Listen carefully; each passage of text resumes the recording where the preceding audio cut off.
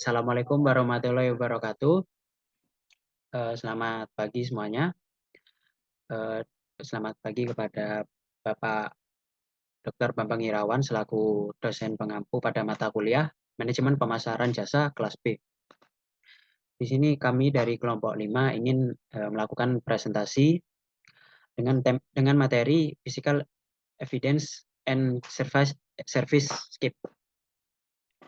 Baik, next. Nah, di sini adalah anggota dari kelompok 5. Yang pertama itu Aulia Hidayah dengan NIM akhir 1011. Kemudian yang berikutnya Salsani kita dengan NIM akhir 1060.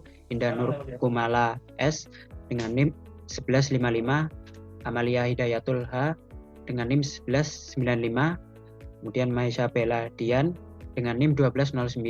Intan Ayu Eka Putri dengan NIM 1218. Pisa Paundra dengan NIM 1249. Kemudian saya sendiri, Gavin Kalvani dengan NIM akhir 1257. Kemudian ada Sultan Kavi Delon dengan NIM akhir 1258. Kemudian ada Muhammad Raihan dengan NIM 1259. Kemudian ada Ongki Agustino dengan NIM 1263. Baik, berikutnya kita akan bahas materi kita pada slide berikutnya. Nah, jadi di sini apa bukti fisiknya? Nah, jadi dalam merancang pelayanan, penting untuk memperhatikan desain bukti fisik dan nyata dengan cermat. Nah, ini tidak hanya mencakup aspek fisik dari lingkungan layanan, tapi juga komunikasi nyata seperti ke halaman web dan tur virtual. Nah, investasi dalam elemen-elemen ini dapat membantu menarik pelanggan, meningkatkan kepuasan mereka, dan memperkuat hubungan jangka panjang dengan mereka. Nah, jadi pelanggan ini seringkali mengandalkan isyarat nyata atau bukti fisik untuk mengevaluasi layanan sebelum membeli dan menilai kepuasan mereka terhadap layanan selama dan setelah dikonsumsi. Nah, desain bukti fisik dan nyata yang paling efektif untuk menutup kesenjangan penyedia layanan. Nah, kita itu harus memperhatikan bahwa halaman web dan landscape layanan virtual yang disampaikan melalui internet adalah bukti fisik terkini yang dapat digunakan perusahaan untuk berkomunikasi tentang pengalaman layanan. Jadikan layanan lebih nyata bagi pelanggan sebelum dan sesudah pembelian. Ya, jadi itu misalnya ketika wisatawan ini dapat melihat pratinjau destinasi, menjelajahi lingkungan alam, dan mengalami tempat hiburan secara online sebelum memesan perjalanan mereka atau memutuskan ke mana akan berpergian. Nah, kemudian slide berikutnya akan dijelaskan oleh rekan saya. Elemen bukti fisik. Contoh bukti fisik dari konteks layanan yang berbeda diberikan pada tabel di atas. Terlihat jelas bahwa beberapa layanan seperti rumah sakit, resor, dan penitipan anak sangat bergantung pada bukti fisik untuk berkomunikasi dan menciptakan pengalaman pelanggan lainnya.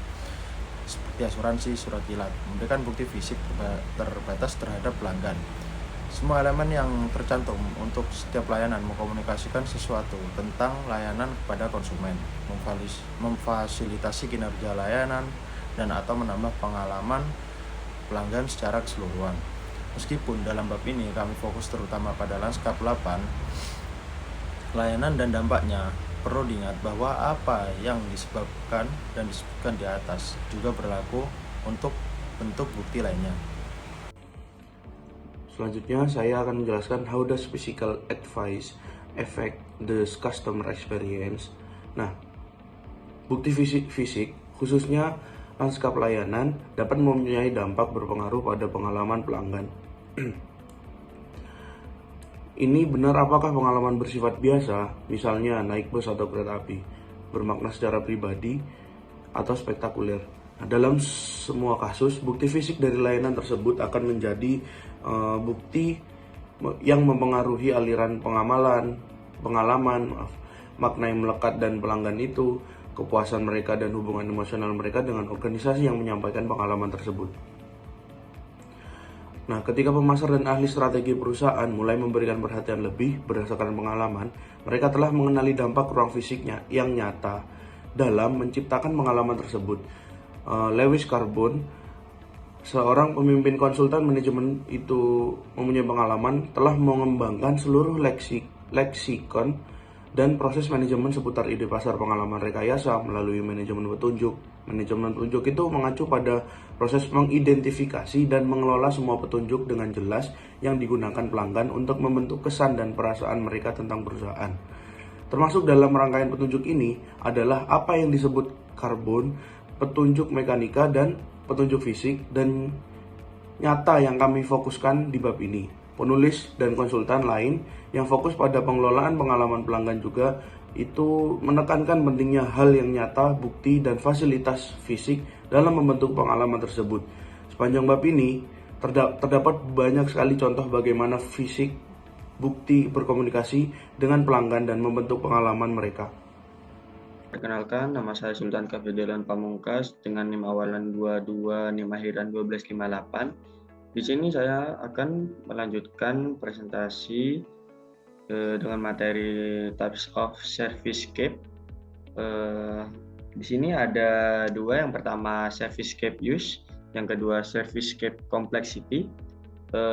Yang pertama, saya akan menjelaskan apa itu Types of Servicescapes. Dalam bagian ini, kami akan menjelaskan peran penting Servicescape dalam mempengaruhi karyawan dan pelanggan serta interaksi di antara keduanya dengan menggunakan gagasan dan konsep dari psikologi lingkungan yang merupakan studi tentang manusia dan bagaimana mereka berinteraksi dengan lingkungan sekitarnya, baik yang dibuat manusia maupun ilmiah. Lingkungan fisik di dalam suatu organisasi bisa menjadi faktor yang sangat penting dan mencapai tujuan pemasaran dan organisasi. Tergantung pada berbagai faktor, kita bisa menggunakan sebuah kerangka kerja untuk mengklasifikasikan organisasi layanan berdasarkan dua dimensi yang mencerminkan perbedaan utama yang akan mempengaruhi pengelolaan Servicescape. Organisasi yang berada di bagian yang sama dalam kerangka ini akan menghadapi masalah dan keputusan yang serupa tentang ruang fisik mereka. Lalu di sini saya akan menjelaskan tentang Servicescape Use. Apa itu Servicescape Use? Servicescape Use ini mengacu pada cara di mana lingkungan fisik sebuah organisasi layanan digunakan dan dimanfaatkan oleh berbagai pihak terkait, termasuk pelanggan dan karyawan. Hal ini berkaitan dengan pemahaman tentang siapa yang sebenarnya terpengaruh oleh Servicescape sendiri, bagaimana interaksi antara pelanggan dan karyawan di dalamnya, dan bagaimana Servicescape tersebut dapat dirancang untuk memenuhi kebutuhan dan tujuan organisasi. Dalam Servicescape Use ini, pertama-tama yang perlu dipahami yaitu siapa yang sebenarnya terpengaruh oleh Servicescape. Hal ini dapat mencakup pelanggan, karyawan, atau bahkan keduanya. Misalnya seperti dalam lingkungan self-service seperti ATM, pelanggan secara langsung terlibat dengan Servicescape. Sedangkan karyawan mungkin memiliki peran yang sangat terbatas. Namun, dalam lingkungan interpersonal seperti restoran, baik pelanggan maupun karyawan aktif berinteraksi di dalam Servicescape. Kemudian, Servicescape Use juga melibatkan pemahaman tentang bagaimana Servicescape tersebut direncanakan dan dirancang untuk memenuhi kebutuhan dan tujuan organisasi. Misalnya, seperti dalam lingkungan self-service, Servicescape dapat didesain untuk menciptakan pengalaman yang nyaman dan efisien bagi pelanggan dengan fokus pada tujuan pemasaran seperti menarik segmen pasar yang tepat. Di sisi lain, dalam lingkungan interpersonal, Servicescape harus dirancang untuk memfasilitasi interaksi yang lancar antara pelanggan dan karyawan, serta menciptakan pengalaman yang menyenangkan dan memuaskan bagi keduanya. Jadi, Servicescape Use melibatkan pemahaman tentang siapa yang terpengaruh, bagaimana interaksi terjadi, dan bagaimana Servicescape dapat dirancang untuk mencapai tujuan organisasi dalam membentuk konteks layanan. Selanjutnya akan dijelaskan oleh rekan saya. Servicescape Complexity itu mengacu pada tingkat kompleksitas lingkungan fisik. Nah, dari sebuah organisasi layanan, tingkat kompleksitas ini itu dapat bervariasi dari ruangan yang sederhana hingga lingkungan yang sangat rumit, tergantung pada jumlah elemen, ruang, peralatan, dan variasi fungsi yang ada di dalamnya. Nah, lingkungan layanan yang sederhana atau yang disebut sebagai lingkungan ramping itu memiliki sedikit elemen, ruang, dan peralatan. Contohnya itu seperti ATM atau kios informasi di pusat perbelanjaan.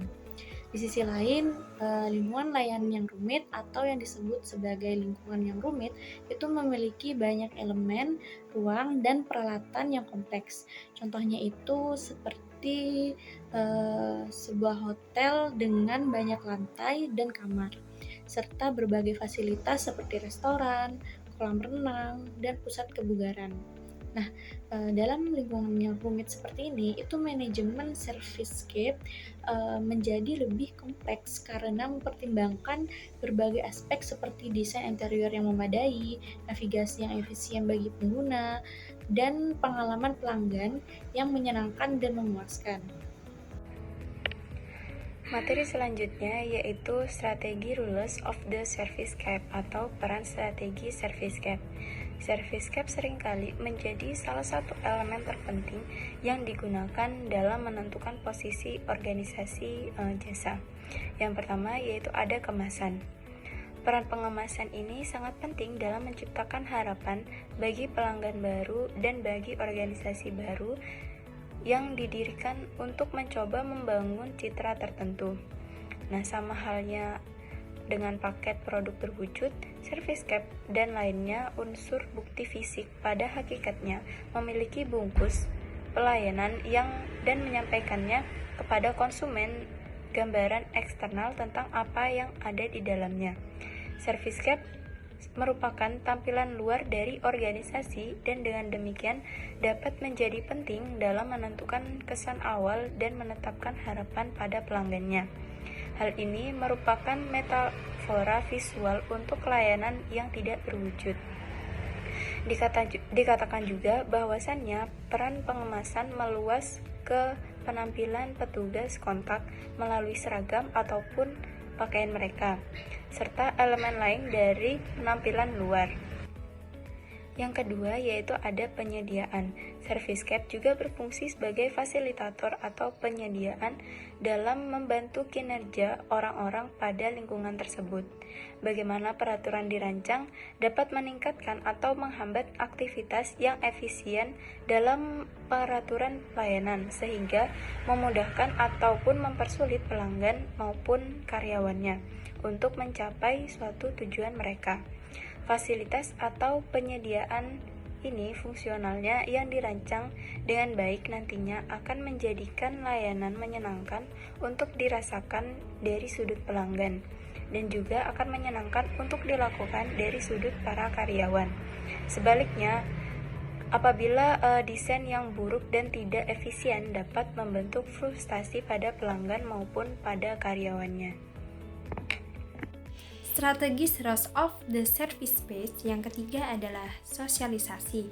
Desain service space berfungsi sebagai sosialisasi bagi karyawan dan pelanggan dalam arti membantu menyampaikan peran, perilaku, dan hubungan yang diharapkan.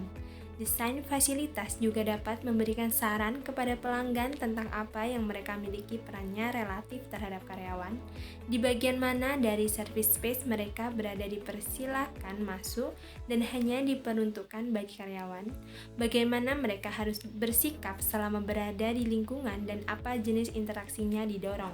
Dan yang keempat ada diferensiator atau pembeda. Desain fasilitas fisik dapat membedakan suatu perusahaan dari pesaingnya dan memberi sinyal pada segmen pasar yang dituju oleh layanan tersebut. Rancangan lingkungan fisik juga dapat membedakan satu area organisasi jasa dengan area lainnya. Misalnya, sebuah hotel besar mungkin memiliki beberapa tingkatan yang kemungkinan masing-masing ditandai dengan perbedaan desain. Diferensiasi atau perbedaan harga juga seringkali sebagian dicapai melalui variasi kondisi fisik. Baik, selanjutnya yaitu guidelines for physical evidence strategy. Nah, yang pertama itu mengakui dampak strategi bukti fisik. Nah, bukti fisik ini dapat memainkan peran penting dalam menentukan ekspektasi dan persepsi kualitas layanan. Nah, beberapa organisasi itu mengakui dampak bukti fisik ialah langkah awal yang besar. Mengapa? Karena setelah mereka mengambilnya, mereka itu bisa memanfaatkan potensi bukti fisik dan membuat rencana secara strategis. Nah, Yang selanjutnya yaitu cetak biru bukti fisik pelayanan. Langkah berikutnya yaitu menentukan layanan. Setiap orang harus bisa melihat proses pelayanan dan unsur bukti fisik yang ada.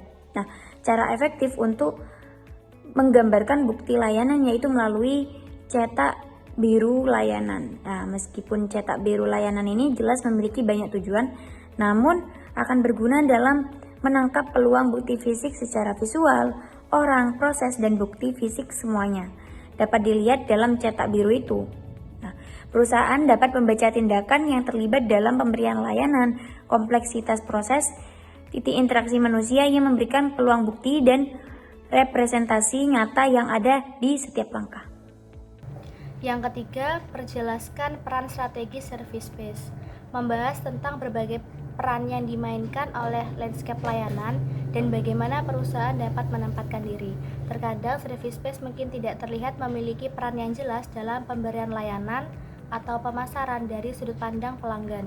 Namun, mengklarifikasi peran strategis dari service space membantu mengakui pentingnya service space dalam menciptakan pengalaman pelanggan. Yang keempat, menilai dan mengidentifikasi peluang bukti fisik.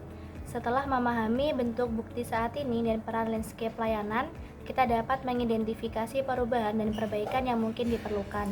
Misalnya, apakah ada peluang yang terlewatkan untuk memberikan bukti layanan kepada pelanggan? Sebagai contoh, dalam suatu layanan asuransi atau utilitas. Nah, mungkin terlihat sedikit bukti layanan yang diberikan kepada pelanggan. Strategi dapat dikembangkan untuk memberikan lebih banyak bukti layanan, baik secara fisik maupun virtual, agar pelanggan dapat melihat apa yang mereka dapatkan dari layanan yang mereka bayar. Baik, materi selanjutnya ada yang barusan sudah dijelaskan oleh rekan saya, yaitu Guidelines for Physical Evidence Strategi Fisik. Lalu yang kelima ini ada bersiap untuk memperbarui dan memodernisasi bukti. Jadi beberapa aspek bukti khususnya lanskap layanan itu memerlukan pembaruan dan modernisasi secara berkala. Bahkan ketika visi, tujuan, dan sasaran perusahaan itu tidak merubah waktu, itu akan berdampak buruk pada bukti fisik dan virtual, sehingga memerlukan perubahan dan juga modernisasi. Jadi suatu perusahaan itu harus memahami konsep ini ketika menyangkut strategi periklanan, tetapi meskipun terkadang mereka tuh mengabaikan elemen bukti fisik lainnya. Jadi perusahaan itu harus secara berkala tuh untuk memperbarui iklan atau keperluan yang ada di dalam perusahaan. Lalu yang keenam ada bekerja secara lintas fungsional. Ini itu dalam menampakkan dirinya kepada konsumen.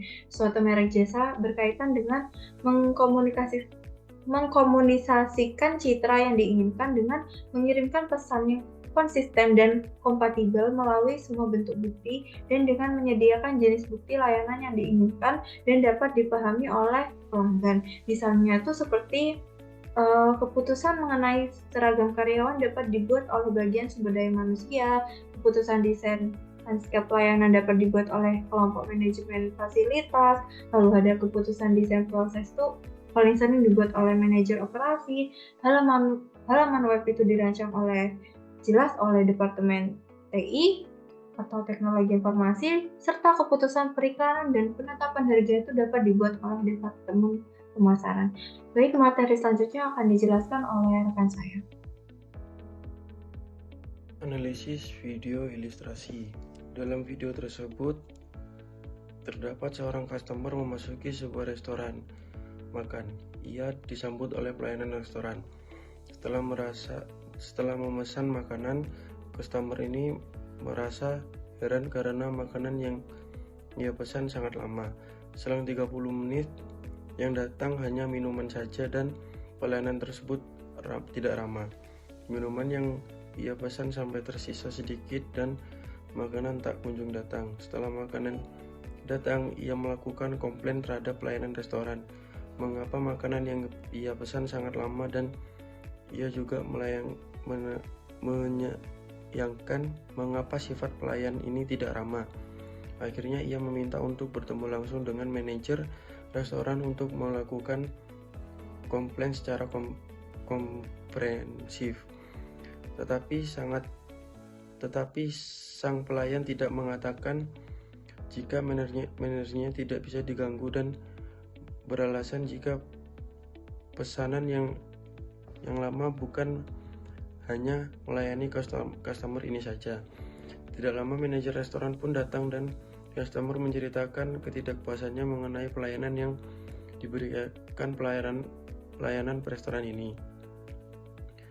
Manajer restoran meminta maaf atas ketidaknyamanan yang dirasakan customer ini dan akan melakukan tindak lanjut untuk terus meningkatkan kualitas pelayanan mereka. Sekian dari kelompok kami. Wassalamualaikum warahmatullahi wabarakatuh.